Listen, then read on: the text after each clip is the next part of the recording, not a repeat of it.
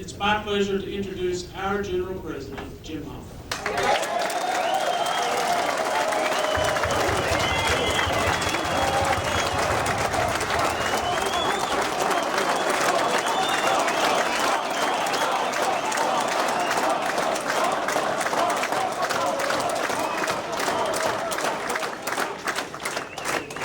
It's great to be here.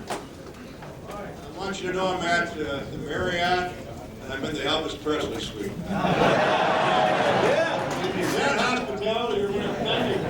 Thank you, Henry. Henry did that. He got me in there. What a great pleasure to be here in Memphis, and especially the auspicious occasion of kicking off our campaign to organize the FedEx Mechanics. You know, our efforts have been organized, as we said before. We've organized over 50,000 members in the past 18 months. It's a record. It's never been done before in the history of the Teamsters.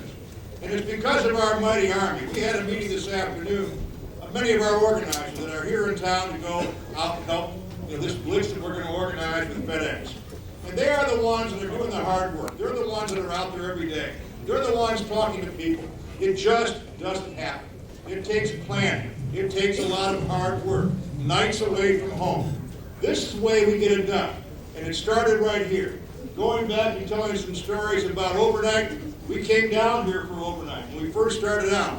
And this was a bastion of overnight when we first started out, back in 1999 and 2000. And we said we can do it here. And we didn't get it done then, but when we came back again with Ken Hall working with UPS, we figured there's a way to organize the UPS freight drivers. We don't go away. We don't get it the second time. We come right on back.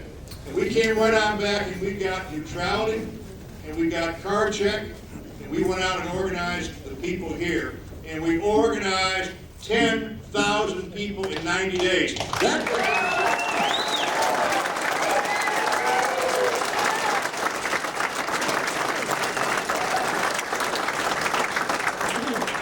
the new way to organize. Go out and get card check. We got to go out and organize. It's going to be hard at FedEx, because we're not going to get card check neutrality. We're not going to get the things. They're going to be fighting us all the way, and we know that. And I also think about United Airlines, and I was out campaigning, talking to the members of United Airlines mechanics. And there was another tough one. Everybody said, oh, they're all over the country. You'll never be able to organize them. It's railroad labor. You'll never be able to get all these guys together. And we all went out and talked to people. We had a vision about talking to them and getting mechanics from Continental, from other places we have them, and talking to them about what we can do to turn this thing around. And what was the threat there? The company was planning to send those jobs, the hard jobs of servicing our jet airplanes, the United Airlines, they were going to send it to China. Well, guess what? Guess what? The Teamsters won, and those jobs ain't going to China. Stay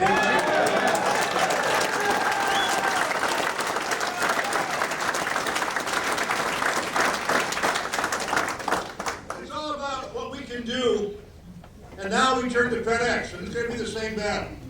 And right now, I'm hearing the story about what's going on. They're taking away your pensions. They're making you pay more for your health care. And you don't have a contract. No. Well, let me ask you something. Do you think Fred Smith's got a contract? Yeah. Do you think Fred Smith has taken a pay cut? No. Do you think he's paying any more for his health care? No. Do you think he's going to get $100 million when he leaves? Yeah. Damn right. And you know what? If he's got it, why don't other people have a contract? And the answer is,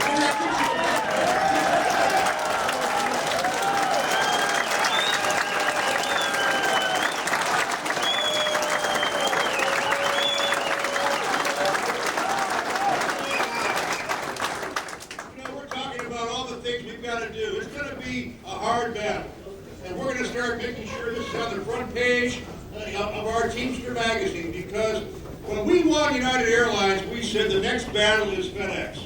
Yeah. And we said we will come here. And I want you to know, I met many of the people, you're probably your brothers that you know, that came out and helped us organize United Airlines. We had FedEx guys, FedEx mechanics, working with us on the line, talking to the United Airlines guys. You know what that is? It's unbelievable. And they say, well, you don't even belong to the Teamsters. You say, we're going to belong to the Teamsters. And that message that they were out helping us, taking time, their own time to go out and help us, was such a message that is really important. And now we're here. We're here in Memphis. We're here at the headquarters. And you know, when I flew in today, our airplane came over and I saw all those FedEx airplanes parked out there. And I said, man, that's a lot of airplanes. But I said, I know one thing, that the people that service those airplanes, they're all going to be Teamsters. Oh, yeah!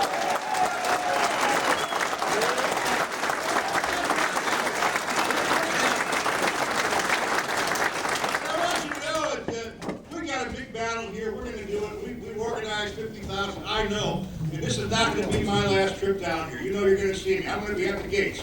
That's what I did at United Airlines. I stood there. I shook hands with every guy coming in. And we had the whole street block there at United Airlines in San Francisco. And it was the funniest thing we had there. We had all the Teamster trucks. We had all these lights going on. We had all kinds of people lined up there shaking hands. And one guy said, the United Airlines guy said, I've worked here 30 years. I've never seen anything like this. What's going to happen here? We're going to come out.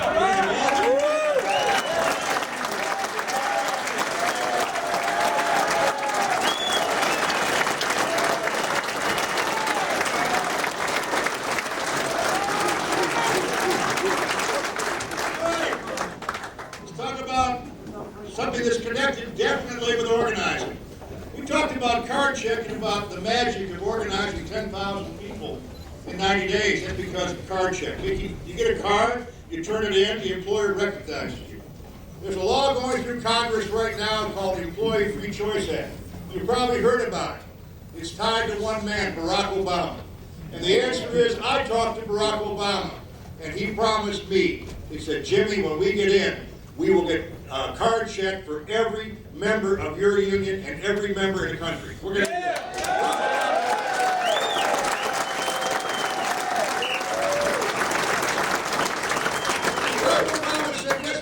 Barack Obama said, we can go out and organize. He's an old organizer. You know, I was talking to him. He said, I used to organize in the south side of Chicago. Well, maybe we should bring him here. What do you think?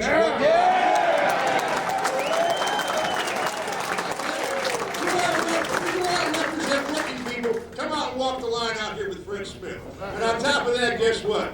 Fred Smith's a Republican.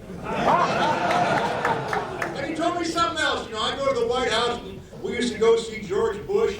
And every time you walk in the White House, all you see is FedEx boxes everywhere.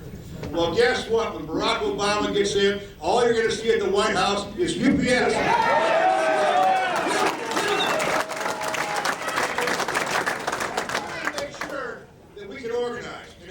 Card check, you're going to see this union grow like never before. You're going to see the entire labor movement double in its size, because that's the future of America right now. But how did we get there? You know, it's good to say we want Barack Obama to be president of the United States, but if we don't go out and do our job, it's not going to happen. If we don't go out and register to vote, it's not going to happen. If we don't join Drive, it's not going to happen. If we don't vote on Election Day in November, it's not going to happen. And let's face it, there's a bad record here of how many people belong to Drive. You know, Drive is our political organization of the Teamsters, and many people here are Teamsters. If you don't belong to Drive, you're not doing your job. Because Drive is important. That's how we get our money to make sure Barack Obama becomes president. That's how we get employee free choice back. It's all connected together.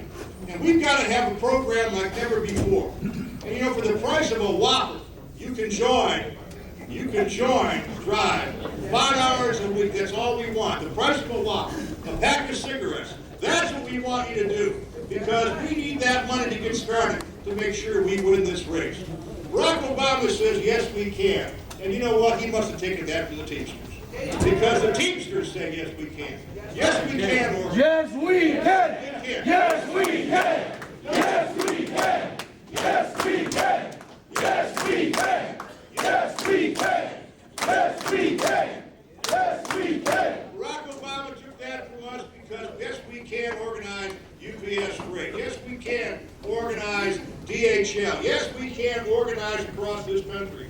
But most of all, yes, we can organize FedEx mechanics.